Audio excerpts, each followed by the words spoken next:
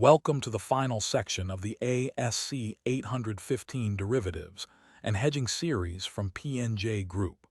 Sections 1 through 6 covered the technical accounting. This section covers everything that comes after: how derivatives and hedges appear in the financial statements, what disclosures ASC 815 requires, how US GAAP compares to IFRS 9, the most common mistakes teams make in practice, what auditors look for, and the controls and period-end procedures that keep everything running cleanly. By the end of this section, you will be able to describe the correct balance sheet and income statement presentation for derivative assets, liabilities, and hedge-related items. You will know what qualitative and quantitative disclosures ASC 815 requires, and understand why this disclosure regime is so extensive. You will be able to articulate the most significant differences between ASC 815 and IFRS 9 hedging, which matters for multinational clients and cross-border reporting. You will recognize the 7 most common mistakes in derivatives accounting, and you will have a working familiarity with the period-end checklist your team must complete each reporting cycle. On the balance sheet, derivatives with a positive fair value are presented as assets, and derivatives with a negative fair value as liabilities. They are separated into current and non-current based on the maturity of the underlying contract. The key rule: derivative assets and derivative liabilities are not netted against each other unless there is a master netting arrangement with the same counterparty and an explicit intention to net settle. In the absence of both, the gross amounts appear on both sides of the balance sheet. For fair value hedges, the hedged item, say, a fixed-rate debt, appears on the balance sheet with its cumulative basis adjustment visible. This means the carrying amount of the debt reflects the fair value adjustment that has accumulated over the life of the hedge. Auditors will look for this basis adjustment in the debt roll forward and will ask for a reconciliation if it is missing. For the income statement, the general principle is to align the presentation of derivative gains and losses with the economically related item. An interest rate swap that is economically related to debt should have its gains and losses presented in interest expense, not in a generic other income line that would obscure the relationship. For undesignated derivatives with no clear economic relationship to a specific P&L line, other income and expense is the default. For cash flow hedge reclassifications from OCI, the amount appears on the same income statement line as the hedge transaction, revenue, COGS, or interest expense. OCI components related to hedges, the effective portion of cash flow hedge gains and losses, and CTA for net investment hedges, are shown in the statement of comprehensive income, typically after the income statement with clear labeling.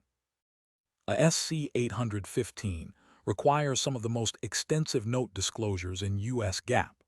The qualitative section must explain why the entity uses derivatives, what its hedging objectives are, how it manages risk concentrations, and the context of each hedging strategy. The quantitative disclosures must include a table of notional amounts and fair values for each type of derivative, cross-reference to the balance sheet line where they appear.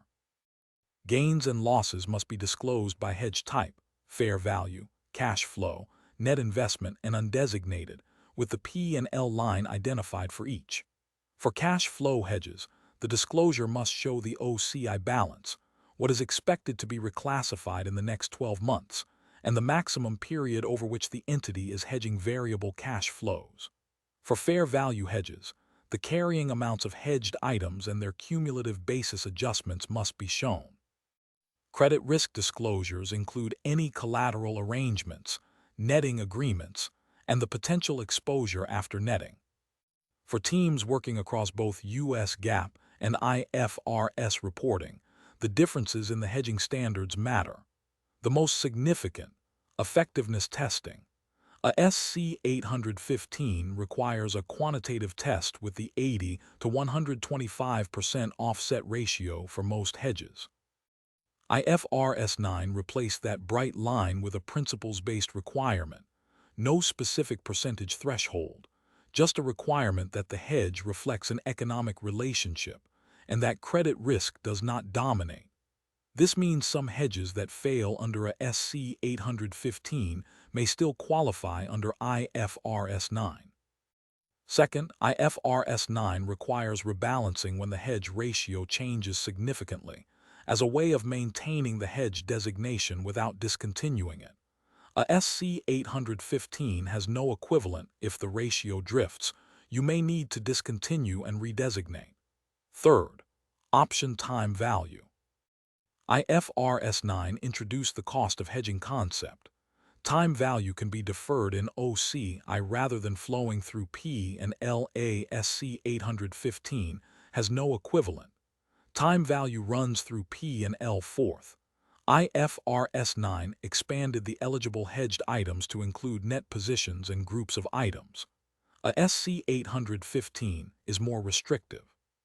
When you convert an IFRS engagement to US GAAP, verify each hedge relationship meets a SC 815 specific quantitative requirements, not just IFRS 9's principles-based standard. 7 common mistakes appear repeatedly in practice, and 5 of them are on this slide. First, treating derivatives as off-balance sheet. There is no off-balance sheet treatment for derivatives under a SC 815. None. Second, completing hedge documentation after the hedge has started. Not the next day, not the next week. The documentation must exist before the designation is made. Third, aggregating all OCI instead of tracking it hedge by hedge. Each hedge has its own OCI balance and its own reclassification schedule. The moment you aggregate, you lose the ability to apply the correct reclassification timing and to identify improbable transaction situations. Fourth, failing to immediately reclassify OCI when a forecasted transaction becomes improbable. This is a period-end control item, not something you discover 2 quarters later. Fifth, assuming effectiveness continues without testing. For long-haul method hedges, test every quarter. Document the result. A hedge that drifted outside 80 to 125% last quarter and has not been tested is a hedge you cannot account for as a hedge. Controls and roles are the operational backbone of derivatives accounting. Team members identify and record derivative transactions, prepare supporting schedules, and flag anything unusual or borderline for immediate escalation. Team leads review every classification, journal entry, effectiveness test result, and disclosure draft. Managers approve all judgment-based conclusions and significant estimates, review and approve all financial statement disclosures, and sign off before anything is issued. At period end, the checklist runs in 3 sections. First, derivative identification and measurement. Every outstanding derivative is listed and confirmed against counterparty statements. Fair values are obtained for every instrument. Derivative assets and liabilities are posted at current fair value, and fair value changes on undesignated derivatives are pushed through to P and L. Second, hedge accounting maintenance. Documentation is confirmed for every active hedge. Effectiveness tests are run and documented for all long-haul method hedges. OCI is updated, and forecasted transactions are confirmed as still probable. Third, presentation and disclosure. Derivative assets and liabilities are presented gross, unless a netting agreement permits net presentation. The OCI roll forward is prepared by hedge category. Expected reclassifications in the next 12 months are calculated, and tabular disclosures are completed. The final key points. Derivatives are presented on the balance sheet at gross fair value, assets on one side, liabilities on the other, unless a master netting arrangement and intention to net settle both exist. The income statement aligns derivative gains and losses with the related economic item. Disclosures under a SC 815 are extensive, qualitative, tabular, and quantitative. Compared to IFRS 9, a SC 815 is more rules-based and more restrictive, particularly around the 80 to 125% effectiveness threshold. the absence of rebalancing provisions, and the treatment of option time value. The 7 common mistakes are all preventable. Put documentation in place at inception, track OCI by hedge, test effectiveness quarterly, and monitor the probability of forecasted transactions every period. Thank you for completing the full ASC 815 Derivatives and Hedging training series from PNJ Group. Thank you for watching. Subscribe for more training from PNJ Group.